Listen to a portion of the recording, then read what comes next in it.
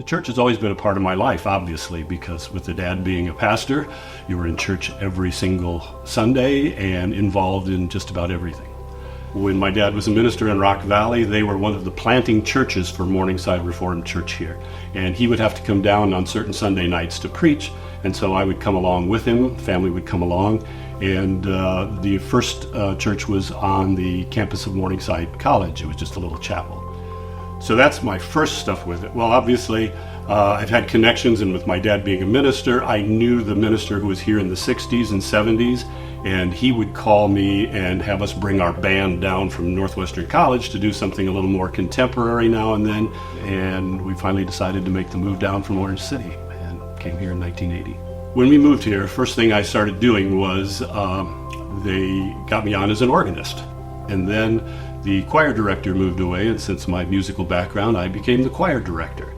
I served on the board of deacons. I've served a couple terms on the board of elders. I've even helped out with custodial stuff.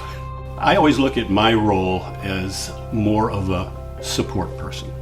Someone points the way, I have a lot of skills and abilities that I can help them move along that direction. And that's kind of what I've always considered my role to be.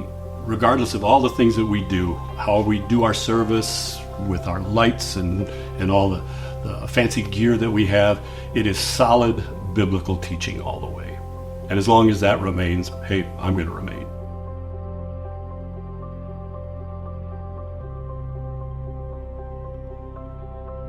Tim, maybe you have put together by now because you're a smart guy. This is not a long-form video that we're using internally for the church for any particular reason. This is a video we are using in a couple Sundays about you.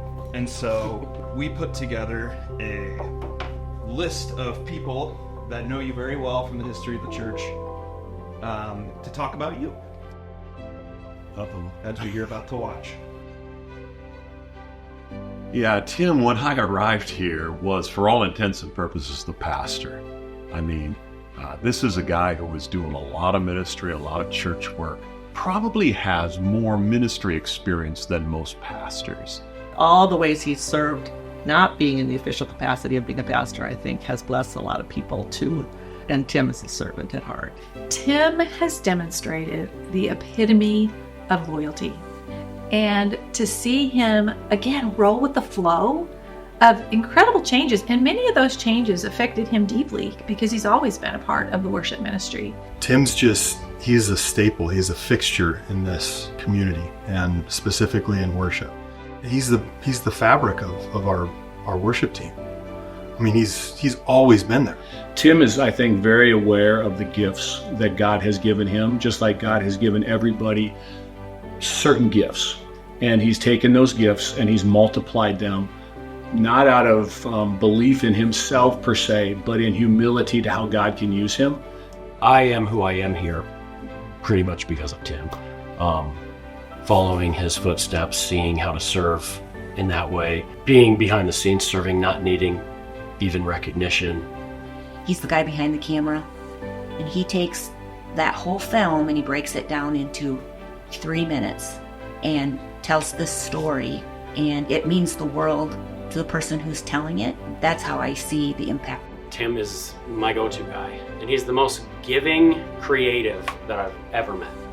I think anyone that interacts with Tim will immediately know his heart, and that he has such a servant's heart.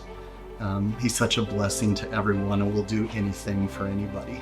And I think that's his whole attitude with the church. What can I do? How can I help? There's that servant heart again, you know. And just his sincere care for people that he encounters. He truly loves people the way that Jesus has taught us to love, and I really respect and admire that.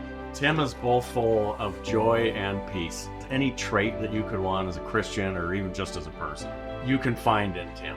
It's not about the kind of music we do. It's not about the kind of sermons we preach. It's not about who's doing what. It's always about showing the love of Jesus and the message of salvation to others. And as long as that is happening, he is on board for it. I think it makes a huge impact on the church. I do.